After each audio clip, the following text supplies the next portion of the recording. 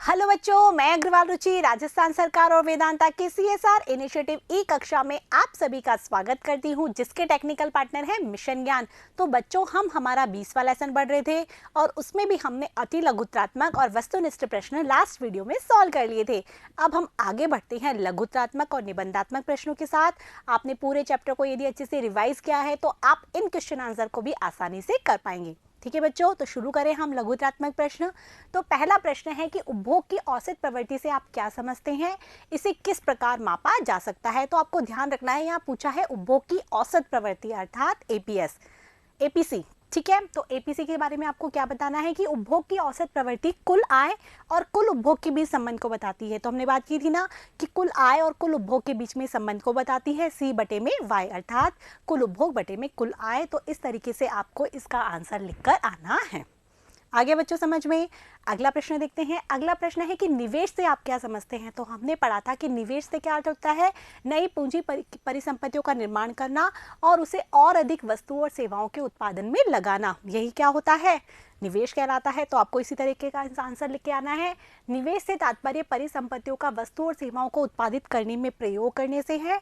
अन्य शब्दों में निवेश को भौतिक पूंजी के स्टॉक में वृद्धि और उत्पादन की माल सूची में परिवर्तन के रूप में परिभाषित किया जाता है, अर्थात उत्पादक जो माल सूची है उसमें परिवर्तन करना, स्टॉक में वृद्धि करना, ये सब कहलाता है निवेश। तो इस तरीके से आपको इसका आंसर लिखकर आना है। ठीक है बच्चों, अगला प्रश्न देखते हैं।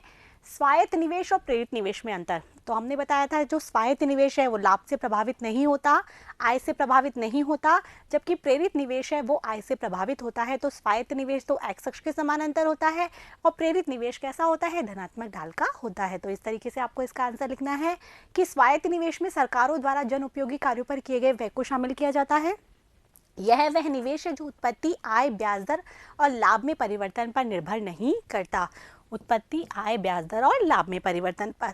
इसके बाद प्रेरित निवेश की यदि बात की जाए तो लाभ या आय को अर्जित करने के लिए जो निवेश किया जाता है उसे प्रेरित निवेश कहते हैं।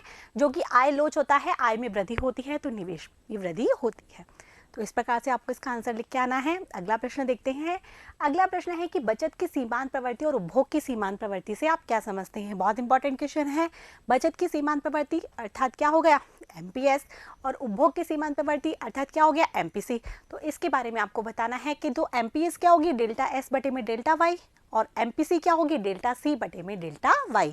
कुल उपभोग में परिवर्तन बटे में कुल आय में परिवर्तन, कुल बचत में परिवर्तन बटे में कुल आय में परिवर्तन। तो इस तरीके से आपको आंसर लिखना है।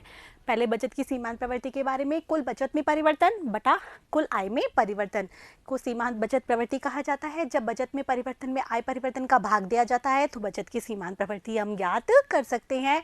फिर इसका सूत्र लिखेंगे आप, डेल्टा S बटे में डेल्टा Y। उपभोग की सीमांत प्रवृत्ति को इसी तरीके से, उपभोग में परिवर्तन बटे में आय में परिवर्तन, इसका सूत्र लिखेंगे डेल्टा C बटे में डेल्टा Y। तो इस प्रकार से आपको इसका आंसर देख के आना है। ठीक है बच्चों, समझ में आ गया।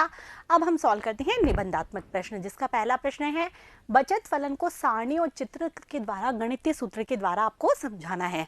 हमने बचत फलन पढ़ा था नहीं पढ़ा था अच्छे से कि कैसे बचत फलन को ज्ञात किया जाता है, कैसे हमने उसकी पूरी सारणी बनाई थी। तो कैसे बनाना बताना है आपको, क्या करना है, y बराबर क्या होता है, C प्लस S होता है, उपभोग और बचत के बराबर होता है। और हमें ज्ञात करना है बचत, तो बचत ज्ञात करने के लिए हम क्या करेंगे, आय में से उपभोग को घटा देंगे।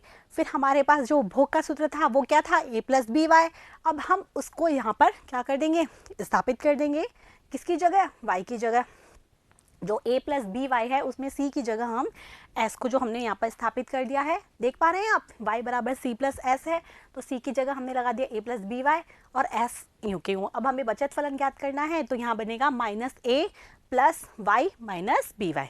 ठीक है, फिर इसको हम ज्ञात कर लेंगे अच्छे तरीके से। तो ये हमारा हो गया यहाँ पर बचत फलन। अब इसके बाद आप बचत फलन है उसकी सारणी भी बना सकते हैं कि आय इतना हो रहा है, आय हो रहा है 0, 100, 200, 300, 400, 500 इस तरीके से बढ़ रही है।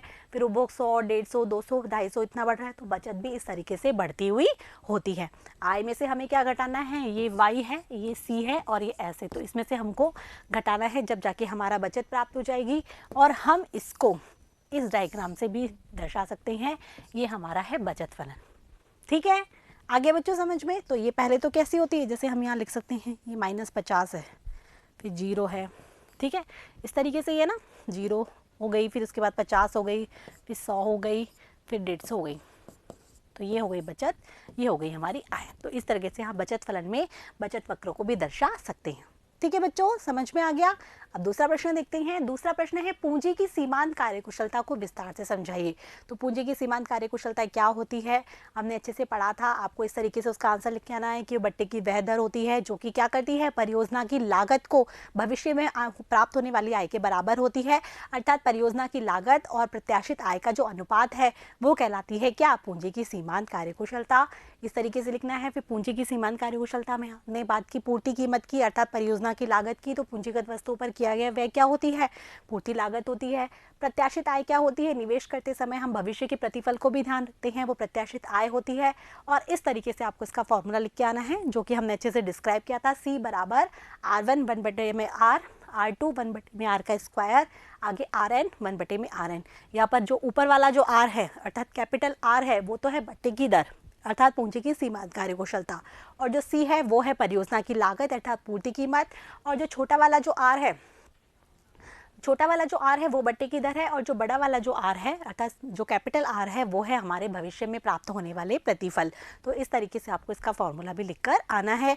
फिर इसके बाद पूंजी की सीमांत कार्यकुशलता क्या होती है, विनियोग में यदि वृद्धि होती है तो उसके साथ घटती चली जाती है। इसका विनियोग से कैसा संबंध होता है, ऋणात्मक संबंध होता है। हमने बताया था ना MEC, यहाँ पर MEC है और ये है विनियोग। तो इन दोनों में ऋणात्मक संबंध पाया जाता है। जैसे जैसे विनियोग बढ़ता है पूंजी की सीमांत कार्यकुशलता घटती चली जाती है। ऐसा क्यों, तो इसके पीछे दो कारण दे रखे थे कि एक अधिक उत्पादन बढ़ने पर क्या होता है, जो पूंजी की हम अधिक से अधिक लगाए जाते हैं, विनियोग किए जाते हैं, अधिक उत्पादन करते हैं, तो इससे क्या होता है, बहुत अधिक उत्पादन इकट्ठा हो जाता है, वस्तु की जो पूर्ति है वो अधिक हो जाती है, उसका स्टॉक अधिक हो जाता है। तो इससे बाजार में वस्तु की कीमत कम हो जाती है, जिससे प्राप्त होने वाले जो लाभ हैं वो क्या हो जाते हैं, कम हो जाते हैं।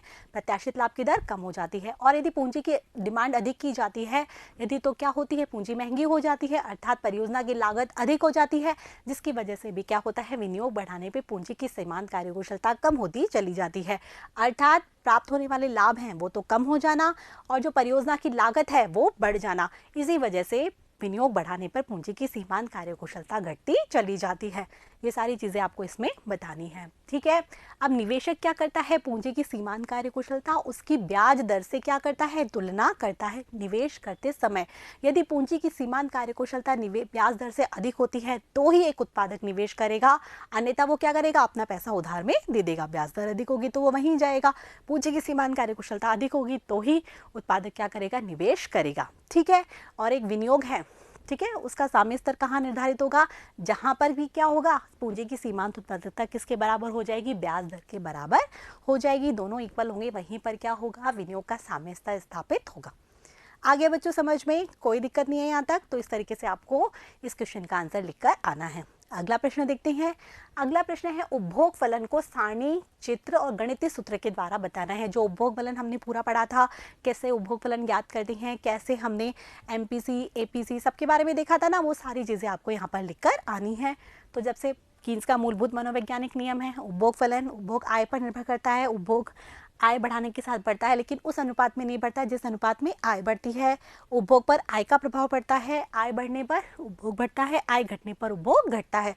तो इस तरीके से आपको लिखना है। उपभोग किस पर निर्भर करता है, प्रयोज्य आय पर अर्थात YT पर। और YT कैसे निकालेंगे हम, सॉरी YD पर, और YD कैसे निकालेंगे हम, Y में से T घटाकर, अर्थात जो आय है उसमें से हम कर की राशि घटा दें तब प्रयोज्य आय ज्ञात की जा सकती है, और उपभोग प्रयोज्य आय पर ही निर्भर करता है। तो इस तरीके से आपको लिखना है YD बराबर Y - T, और जो उपभोग है वो प्रयोज्य आय पर निर्भर करता है। अब प्रयोज्य आय क्या होती है, उपभोग और बचत के बराबर होती है। सारी चीजें हम उपभोग फलन में बता चुके हैं। Y बराबर C + S है। अब उपभोग फलन एक सरल रेखा के रूप में क्या बनेगा, C बराबर A + BYD। यहाँ पर जो Y है, जो यहाँ पर जो C है वो तो है उपभोग, A है हमारा स्वायत्त उपभोग, जो B है वो है उपभोग की सीमांत प्रवृत्ति, और YD है हमारी प्रयोज्य आय। तो यहाँ पर क्या होता है, ये जो उपभोग है वो स्वायत्त उपभोग जो है, ठीक है, वो क्या होता है, आय से डिपेंड नहीं करता, जबकि BYD है वो आय पर निर्भर करती है। तो यहाँ पर इनका सारा एक्सप्लेनेशन लिख रखा है। और जो B है वो है उपभोग की सीमांत प्रवृत्ति अर्थात MPC, जिसका सूत्र हम पहले भी पढ़ चुके हैं, ΔC/ΔY। तो इस तरीके से बताना है। फिर आप इसकी पूरी सारणी बना सकते हैं, जहाँ पर APC किस तरीके से ज्ञात की जाती है, उपभोग फलन भी आप बना सकते हैं इस तरीके से। तो ये आपकी जो रेखा थी वो कौन सी थी, समग्र पूर्ति रेखा, जिसे कि हमने AS लिखा था। इसके बाद ये हमारा उपभोग फलन होता है C बराबर A प्लस BYD। ये जो है इसमें ये जो चीज़ है वो है हमारी स्वायत्त उपभोग, ये O, ये x अक्ष, ये y अक्ष, यहाँ पर हमने दिखा रखा है C और यहाँ पर दिखा रखा है हमने y। ठीक है बच्चों, इस तरीके से आप उपभोग फलन का डायग्राम बना सकते हैं।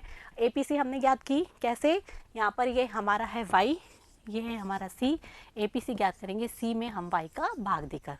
तो इस तरीके से हमने आय बढ़ती चली जा रही है, उपभोग भी बढ़ता चला जा रहा है। तो APC हमने कैसे ज्ञात की, 100 में 0 का भाग दे दिया, C में y का भाग देकर हम APC ज्ञात करेंगे। इसी तरीके से हम MPC करेंगे, डेल्टा C बटे में डेल्टा y, जिसे हम अच्छे से पढ़ चुके हैं। आय बढ़ती जा रही है, उपभोग बढ़ता जा रहा है, कितना बढ़ रहा है, 50 बटे 100। ये हम ये देख रहे हैं कि उपभोग की जो सीमांत प्रवृत्ति है वो क्या है, स्थिर बनी हुई है, जबकि जो APC है वो कैसी होती है, घटती हुई होती है। किसके अनुसार, कीन्स के अनुसार। ठीक है बच्चों, तो इसी की तरह आप इसी के साथ आपका ये वाला चैप्टर यहाँ एंड होता है। यहाँ पर हमने लघुत्रात्मक और निबंधात्मक प्रश्नों को अच्छे से सॉल्व कर लिया। अब आपको क्या करना है, ये सारी चीज़ें अपनी कॉपी में नोट करनी है, इनकी प्रैक्टिस करनी है। पेपर में इससे रिलेटेड ही क्वेश्चन पूछे जाते हैं। ठीक है बच्चों, अब मिलते हैं नए चैप्टर के साथ। तब तक के लिए मेरे साथ बने रहिए, पढ़ते रहिए, बढ़ते रहिए। Thank you.